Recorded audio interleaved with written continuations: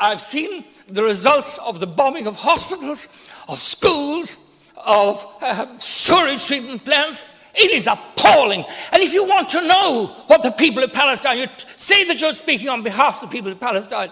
If you want to know what the people of Palestine want, ask the Palestinian farmers.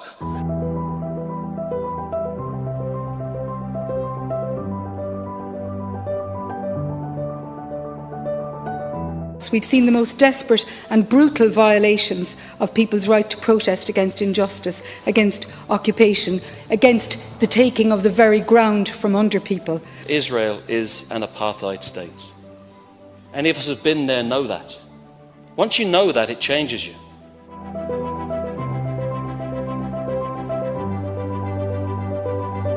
Though these settlements are repeatedly condemned as illegal by the EU, UN and Irish government, they continue to extract valuable natural resources and agricultural produce. These goods are then exported and sold on shelves around the world, including in Ireland, to pay for occupation. There is a clear hypocrisy here. How can we condemn the settlements as illegal, as theft of land and resources, but then happily buy the proceeds of this crime? We must be clear on this. Israeli settlements in the West Bank are war crimes. This is what we're dealing with, and I'm amazed at how relaxed people can be about it, as if trading in the proceeds of war crimes is not a big deal. I witnessed with my own eyes the crushing indignity of a Palestinian community cut off from their water supply so that it could be diverted instead to support an Israeli chicken farm. That is horrendous, and the injustice of it will stay with me forever.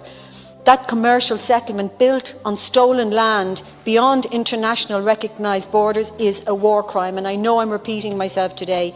And I'm asking my colleagues across the House today, is the moral response to simply condemn this as illegal, but then ask how much for the eggs?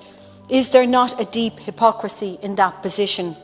For a country that prides itself on upholding humanitarian principles and international law, this is unacceptable, and I believe it's time we stood clearly against this injustice. We are doing commerce with people who are committing war crimes. And I believe that this bill from Senator Francis Black is where we get a chance to break the consensus that has utterly failed the Palestinian people. The case for this bill has become even more compelling, if I may say so, because we've seen appalling atrocities, killing of Palestinian civilians. I raised €55,000 to put in solar energy and water treatment plants, and I saw them being demolished, bombed by the Israelis. That's what happens. There is something rotten in the way democracy is defined and lived, and most importantly, denied. The relentless expansion of Israeli settlements on Palestinian territory is unjust, provocative and undermines the credibility of Israelis' commitment to a peaceful solution to a conflict to which we all want an end. Nelson Mandela came to a joint sitting of these houses in the early 1990s, and he said what made the practical difference on behalf of the Irish people was definitive action from the people, was a boycott, was solidarity, and that can make the difference here.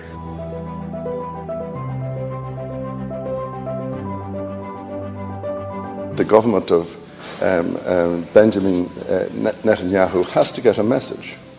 And I believe the message has to be a very simple one, and that is respect the rule of international law.